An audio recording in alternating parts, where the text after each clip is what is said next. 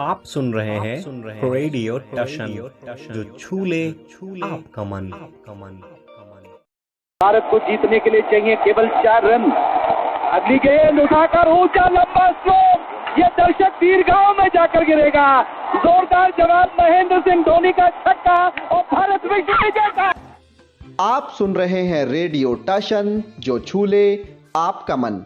इस समय कार्यक्रम चल रहा है खेल की बात रेडियो टशन के साथ। इस कार्यक्रम के किसी भी हिस्से में आपसे क्रिकेट पर आधारित एक प्रश्न पूछा जाएगा, जिसका कमेंट बॉक्स में आप सही उत्तर दे सकते हैं। सही उत्तर देने वाले को हमारी ओर से आकर्षक पुरस्कार दिए जाएंगे। धन्यवाद। नमस्कार, गुड इवनिंग, शुभ संध्या। खेल की बात रेडियो स्टेशन के साथ कार्यक्रम में स्वीकार कीजिए अपने दोस्त रामकिशन का प्यार भरा नमस्कार। तो आज तमाम खेल की खबरों पे चर्चा के लिए हमने आमंत्रित किया है समरथ प्रसाद जी को। समरथ जी, आपका रेडियो स्टेशन यूट्यूब चैनल पे हार्दिक स्वागत एवं अभिनंदन। धन्यवाद। सभी श्रोताओं को मेरा भी नमस्कार। तो जैसा कि आप सभी को सर्वविदित है कि वर्तमान श्रृंखला भारत और न्यूजीलैंड की श्रृंखला 3 एक दिवसीय मैचों की, उसका आज दूसरा मैच संपन्न हुआ, मगर बिना किसी नतीजे के।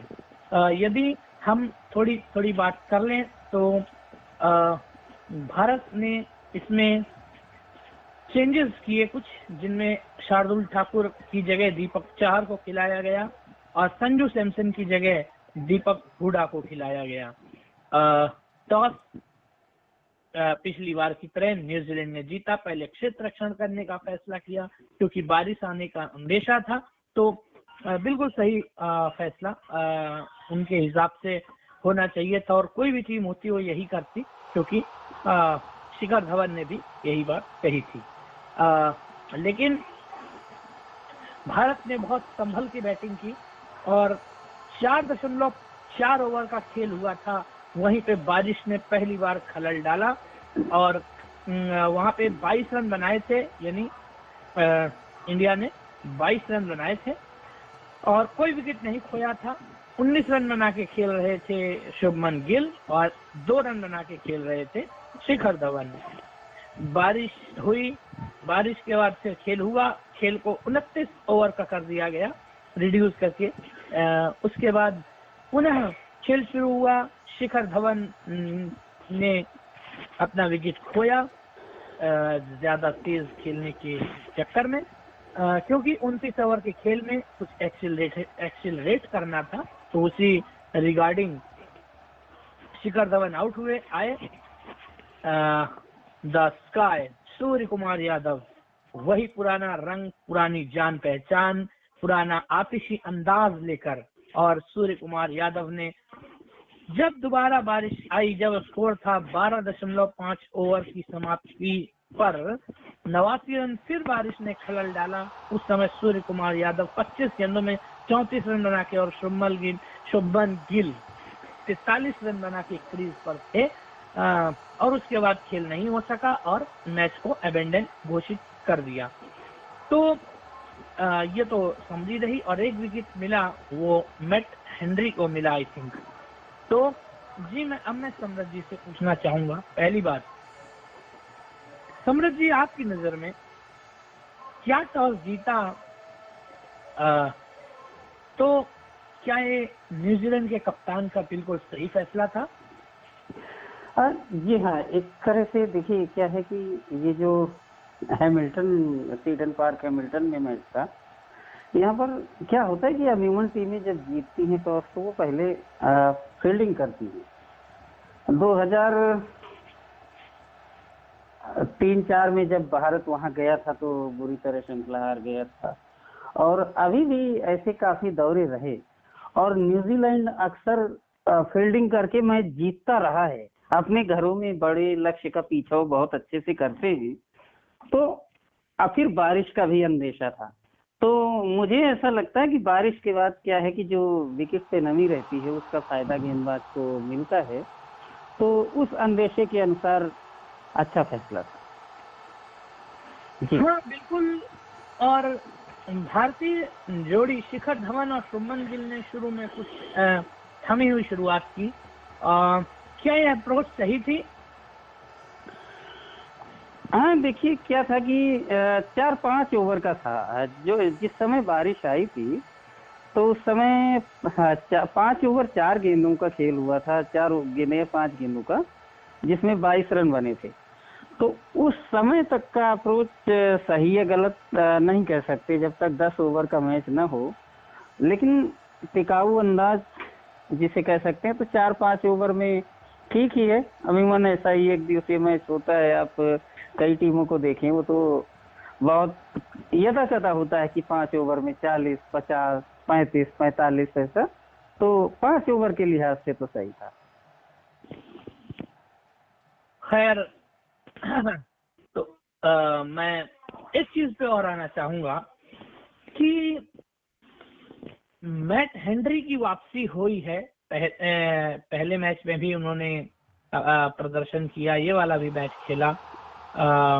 ये न्यूजीलैंड के पॉइंट ऑफ व्यू से बात कर रहा हूँ, लेकिन उससे पहले कुछ और चीजें भी हैं। शिखर धवन सिर्फ 3 रन बनाकर आउट हुए। एक तो उनकी जगह पे वैसे भी इतना खतरा है, और ये पारी, इसको आप किस तरह रेट करते हैं जब आप 1-0 से पीछे हो? क्या कप्तान का फर्ज ये नहीं होना चाहिए था कि एक एंड से वो खड़े रहकर पारी में एक पारी को एंकर्ड करें, शीट एंकर का रोल प्ले करें? हाँ बिल्कुल, ये होना चाहिए था। कप्तानी का उत्तरदायित्व तो है। ठीक है, हर कप्तान सफल या विफल, देखिए क्या है कि समय बड़ा बलवान है जिसे कह सकते हैं। क्योंकि देखिए, हम आप एक्सपर्ट हैं, हम लोग ये चर्चा कर सकते हैं कि इस समय ये आउट हो गया, इसे नहीं होना चाहिए था। परंतु कहते हैं ना कि जाके पाए न फाटी बिवाई, वो क्या जाने तीर पर आई। मैदान में जो बाउंसरों को झेल रहा होता है ना, उसके दिल से पूछिए। पर हाँ, कई बार शिखर धवन ऐसे खराब तरीके के शॉट्स खेल करके आउट होते हैं, जैसे आज भी वो उसी तरह से आउट हुए थे। तो ये शिखर धवन को अपने अंदर सुधार करना चाहिए। और आप उनको आईपीएल में भी देखें, कभी भी जब खेलते हैं तो बहुत अच्छी लंबी पारी खेलते हैं। तो ये कभी कभी से बात नहीं चलती, क्योंकि आपको आने वाला भविष्य 2023 तक भी कप्तान मानने का मतलब, जो लोगों का सपना है कि शिखर धवन को कप्तान होना चाहिए, तो उस लिहाज से सुधार की जरूरत है। आप एक अच्छे बैट्समैन हैं, आप सुधार कर सकते हैं, और जो कि हमें उम्मीद होनी चाहिए शिखर धवन से कि वो आगे सुधार कर सकते हैं। पर हाँ, अभी जिस तरह से विफल हो रहे हैं, सुधार की गुंजाइश है। जी जी, शुभमन गिल पे भी थोड़ी सी चर्चा करनी बहुत जरूरी है। मैं ये मानता हूँ शुभमन गिल 2020 में नहीं खिलाया उनको। ऋषभ पंत से पारी की शुरुआत कराई ईशान किशन के साथ, और पहले मैच में बढ़िया पारी, एक अर्धशतक, और इस मैच में भी नाबाद 43 रन। तो क्या समझते हैं कि शुभमन गिल को मौके नहीं मिल रहे हैं, जो मिल रहे हैं उनको कन्वर्ट कर रहे हैं? अब शुभमन गिल का भविष्य भारतीय क्रिकेट के लिहाज से, वो भी एक दिवसीय क्रिकेट के लिहाज से, आप कहां पर देखते हैं शुभमन गिल का भविष्य, या क्या हो सकता है शुभमन गिल का भविष्य? देखिए, शुभमन गिल का भविष्य में 2017 में जब हम लोग अंडर 19 क्रिकेट वर्ल्ड कप जीते थे, वहां पर जो उन्होंने धमाकेदार प्रदर्शन किया था ना, वो सचमुच काबिले तारीफ था। और पाकिस्तान के साथ क्या बेहतरीन शतक एक लगाया था, मैन ऑफ द टूर्नामेंट वो रहे। वहां से निखरे शुभमन गिल। और आप ये मत भूलिए कि जो ब्रिस्बेन में इतिहास रचा था भारत ने, जिसे विवेक राजदान जी कह रहे थे टूटा है गाभा का घमंड, तो उस घमंड में भी उनके 91 रन थे। ऋषभ पंत ने ठीक है उस समय खेला था, लेकिन उस 91 को भी आप ना भूलें। और जिम्बाब्वे में भी शुभमन गिल ने अच्छा प्रदर्शन किया, वेस्ट इंडीज में भी जाकर अच्छा किया, और तो और गुजरात टाइटंस को भी कई मैच उन्होंने जिताए अपनी बैटिंग के बलबूते। तो जहां तक अगर मेरा सवाल आप देखें, तो विकेट कीपिंग में इस समय संजू सैमसन भी, ऋषभ पंत से अच्छी कीपिंग उनकी है और उनकी बैटिंग भी ऋषभ पंत से अच्छी है। तो मेरा ऐसा मानना है कि आपका जो ओपनर है केएल राहुल, क्योंकि यदा कदा चल रहे हैं, तो कुछ दिन के लिए केएल राहुल को रेस्ट दे करके मैं ऐसा मानता हूं कि रोहित के साथ में एक दिवसीय मैचों में शुभमन को शुरुआत करनी चाहिए। जी हाँ, आपने दो पॉइंट उठाए, पहले आईपीएल का और फिर ऋषभ पंत का, तो सारे पहलुओं पे चर्चा होगी। इसके बाद मैं एक चीज और जानना चाहता हूँ, क्या सूर्य कुमार को श्रेयस अय्यर के ऊपर तरजीह देना, क्या ये सही फैसला है, या श्रेयस अय्यर को ही 3 नंबर पे आना चाहिए? ये आज की पारी के आधार पर नहीं, बल्कि मैं आपसे विश्लेषण कराना चाहता हूँ भविष्य को देख के भी।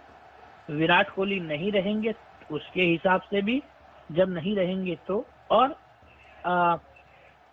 यदि कोई कोलैप्स हो जाए या जल्दी विकेट गिर जाए, जैसे कि 6 पर 1, 5 पे 1 या 0 पे 1, उस कंडीशन को भी ध्यान में रखते हुए।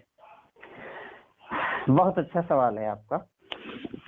मैं देखिए ऐसा मानता हूं कि सूर्य कुमार यादव एक जोशीले प्लेयर है, मतलब चल गए तो बहुत अच्छी बात है, ठीक है, भारत को रन तो देते हैं, लेकिन प्रश्न ये है कि विराट कोहली अगर नहीं होंगे तो 3 नंबर पे क्या सूर्य कुमार यादव की पारी या फिर श्रेयस अय्यर की? तो अगर आप मेरे दृष्टिकोण से देखें तो मैं मानता हूँ श्रेयस अय्यर आपके नंबर 3 के बैट्समैन होने चाहिए, क्योंकि वो एक ऐसे टिकाऊ प्लेयर हैं। देखिए जब न्यूजीलैंड हम लोग गए थे पिछले साल तो वनडे श्रृंखला जरूर हारे थे 3-0 से, पर उन्होंने कुछ वहां पारियां अच्छी खेली थी, और वहां के अलावा हर जगह श्रेयस अय्यर का प्रदर्शन अच्छा रहा। भारत में जब उन्हें टेस्ट का दर्जा मिला तो भी उन्होंने शतक लगाया। तो 3 के लिए मैं तो मानता हूं कि सूर्य कुमार यादव और श्रेयस अय्यर में अगर कोई तुलनात्मक दृष्टि से देखे तो फिर श्रेयस अय्यर आपके फेवरेट बैट्समैन है। जी निसंदेह मेरी भी यही सोच है कि विराट कोहली को यदि कोई रिप्लेस कर सकता है इस समय तो वो श्रेयस अय्यर हैं, क्योंकि ये बहुत बड़ा गैम्बल हो सकता है।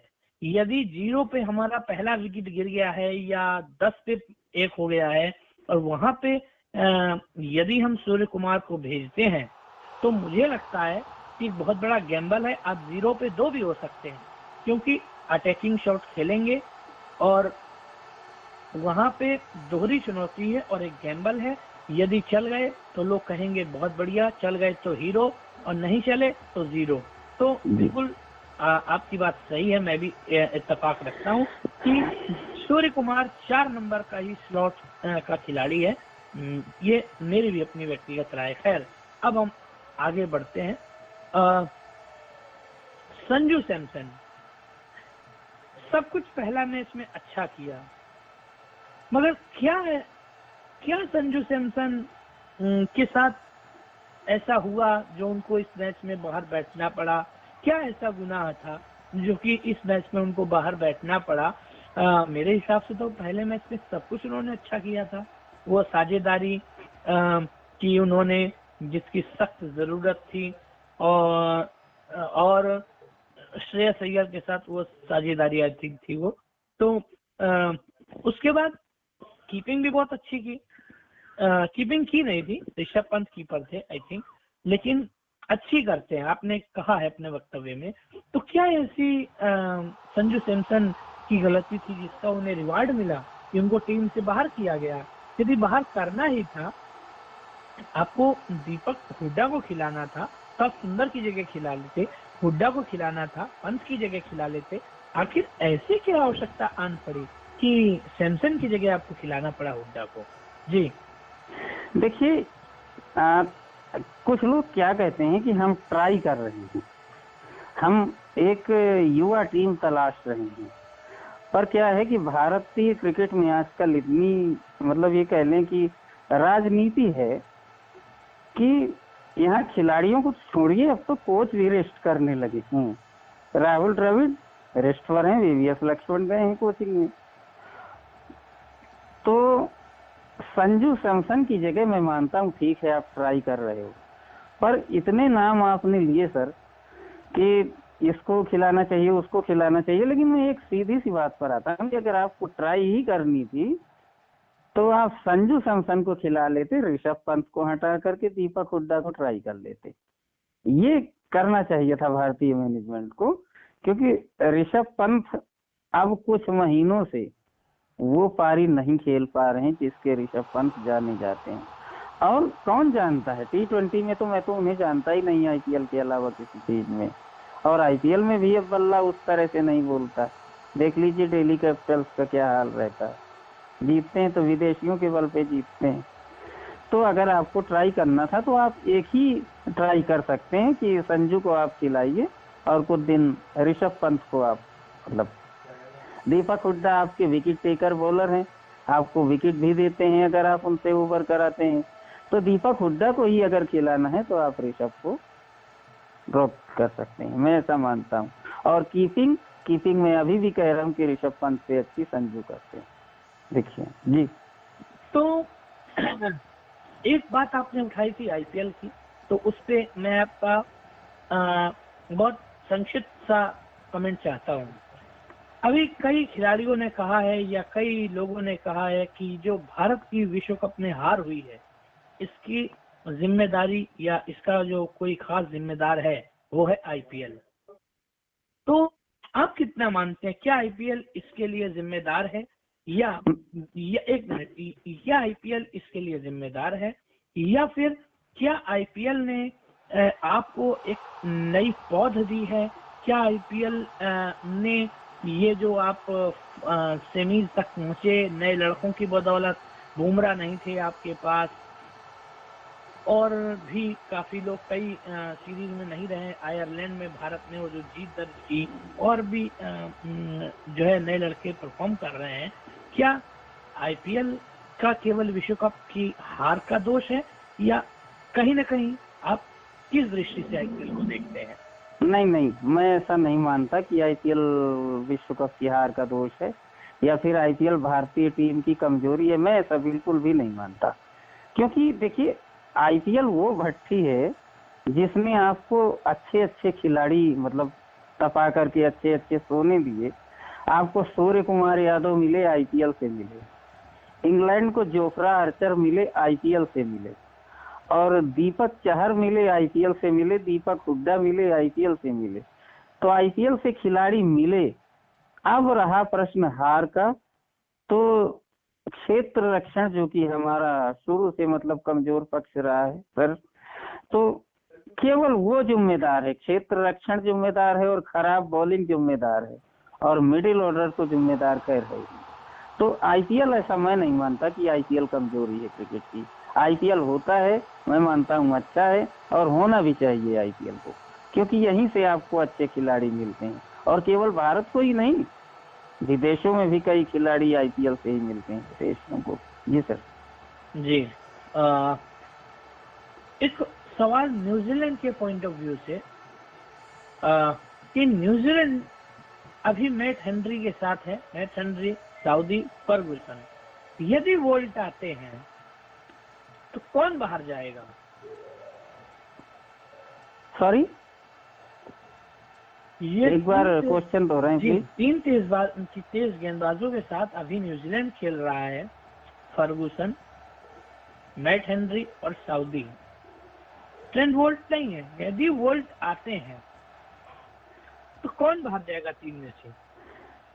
तीन में से देखिए वोल्ट, ये भी यहाँ भी एक सर, यहाँ भी एक राजनीतिक पक्ष है। अगर वोल्ट आते हैं तो आप ये मान लीजिए कि मैट हेनरी इतना अच्छा करने के बाद भी मैट हेनरी ही बाहर होंगे, क्योंकि ये मैंने आज से नहीं, मैं न्यूजीलैंड का क्रिकेट काफी पहले से कवर कर रहा हूँ। तो जब जब ऐसी बात आई है कि बोल्ट, लॉकी फर्ग्यूसन आपके लगभग मैचों में खेलते हैं, अब बोल्ट और सऊदी की तो जोड़ी लोग मानते हैं। तो यहाँ भी जो आपका प्रश्न है ना कि तीन में बाहर कौन जाएगा, तो आप भी कभी भी क्रिकेट को देख लीजिएगा कि अगर बात आएगी तो इतना अच्छा करने के बाद भी दुर्भाग्य के साथ कहना पड़ रहा है कि मैट हेनरी ही बाहर होंगे। कारण उसका ये है कि बोल्ट अच्छे को शॉट्स भी लगा लेते हैं ना। जी सर। जी बहुत सही बात बिल्कुल आपने बताई और यथार्थ है वही आपने बताया। खैर एक समाचार मेरे पास और है जो कि भारत के सलाहकार थे कोचिंग स्टाफ में, जिन्होंने 2011 के विश्व कप में भी अपनी बहुमूल्य भूमिका निभाई थी, उनको भारत ने उनके कॉन्ट्रैक्ट से हटा दिया है। तो एक चीज और हम आते हैं, इस समय बायलैटरल सीरीज बड़ी महत्वपूर्ण है क्योंकि इसी से कई टीमों का क्वालिफाई का फैसला होना है।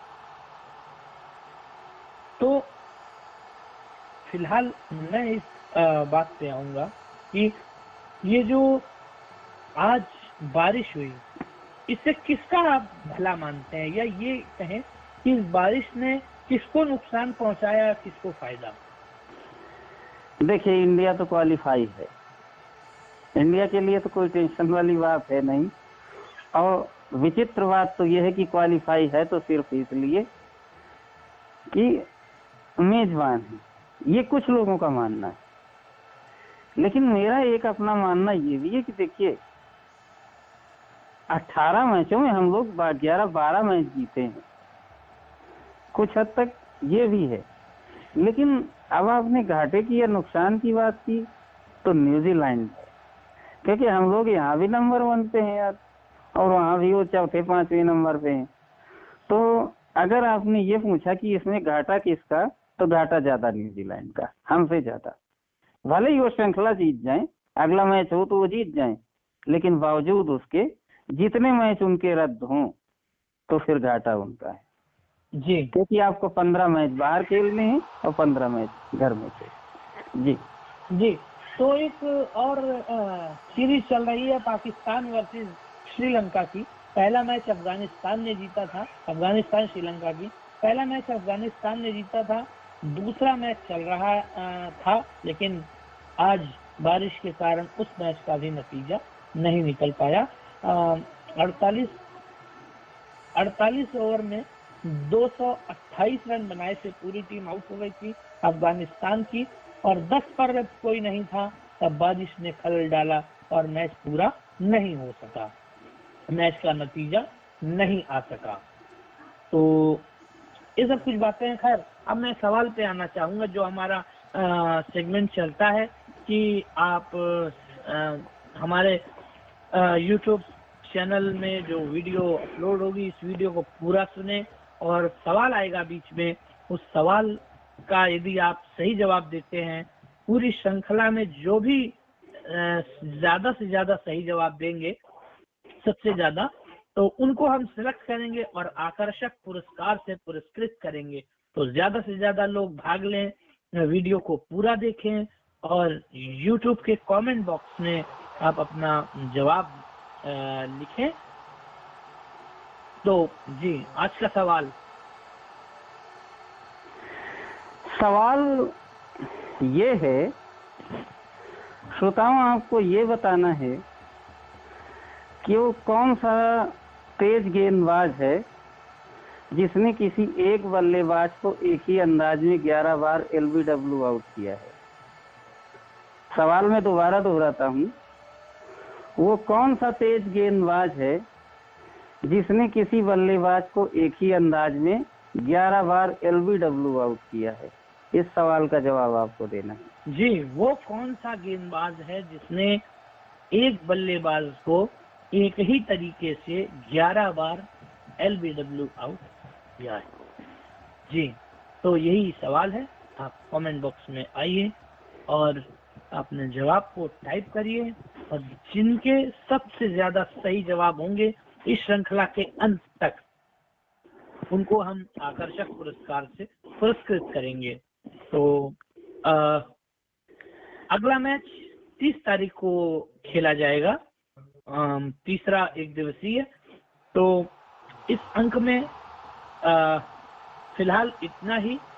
यदि आपके पास कुछ है तो बताएं वाइंड अप करने से पहले। बस अभी तो 30 तारीख को अब मिलते हैं, और भी अगर बीच में क्रिकेट होंगे तो उनको हम लोग कवर करेंगे। नहीं, शो तो हाँ शो आएंगे। तो इस अंक में बस इतना ही। खेल की बात रेडियो टशन के साथ कार्यक्रम को यहीं पे हम समाप्त करते हैं। दीजिए हम दोनों को इजाजत। फिर अगले सेगमेंट में, फिर अगले कार्यक्रम में आपसे मुलाकात होगी। तब तक के लिए अपना बहुत सारा ख्याल रखिए। नमस्कार, गुड नाइट, शुभ रात्रि। Thank you.